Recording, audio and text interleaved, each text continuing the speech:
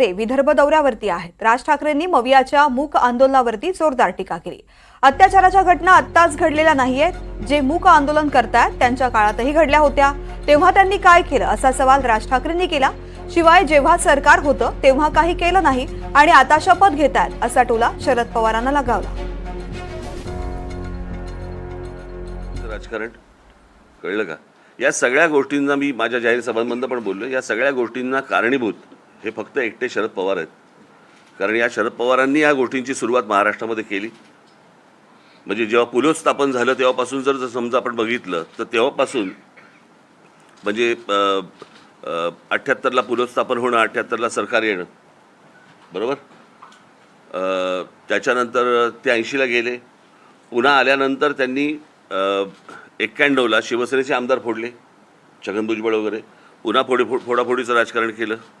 त्याच्यानंतर परत मग मला असं वाटतं पुढचं कोण होतं, अनेक अशी लोक जे फोडत गेले, मग गणेश नाईक फोडले, मग नारायण राणे गेले, या सगळ्या गोष्टी, हे सगळं राजकारण शरद पवारांनी सुरू केलं महाराष्ट्रामध्ये। आणि त्याच्यानंतर जातीचं विष देखील त्यांनीच घालवलं। आणि मला फक्त एवढंच म्हणायचं आहे की जे इतके दिवस दाखवले जात नव्हते, हे आता एक बदलापूरचं प्रकरण आलं, अत्यंत दुर्दैवी, या ठेचलेच पाहिजे लोकांना। आणि ह्याचं कारण आपल्याकडे अजून कठोर शासन किंवा कठोर कायदा या बाबतीत होत नाही म्हणून। मग आता साधी गोष्ट आपण बघूया, त्या कोण ते दिल्लीत प्रकरण झालं होते, निर्भया प्रकरण। त्या निर्भया प्रकरणामध्ये त्या लोकांना कोण कळले, कशा प्रकारचा बलात्कार झाला हेही कळलं, किती निघृण प्रकारे झाला, त्याला फाशी कधी झाली, किती वर्षांनी झाली।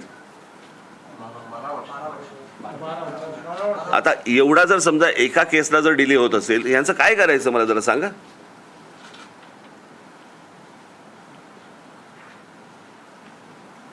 प्रश्न असा आहे ना की ह्या सगळ्या गोष्टी जे आज बंद पुकारला होता ना ज्यांनी, त्यांच्याही काळात आहेत, बरोबर की नाही? आणि आजही आहेत।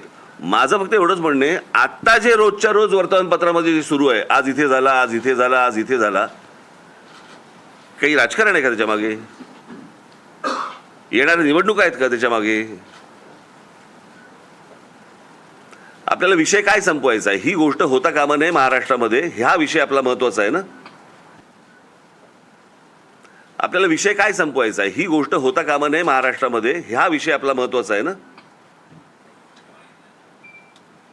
निवडणुका आल्या, आता सरकारला बदनाम करा या दृष्टिकोनात, मग ह्यांच्याही सरकारच्या काळामध्ये होतंच की, लॉकडाऊनच्या काळामध्ये उद्धव ठाकरेंचं सरकार होतं, त्याही काळामधला आकडा मी तुम्हाला दिला, त्याचं काय करणार?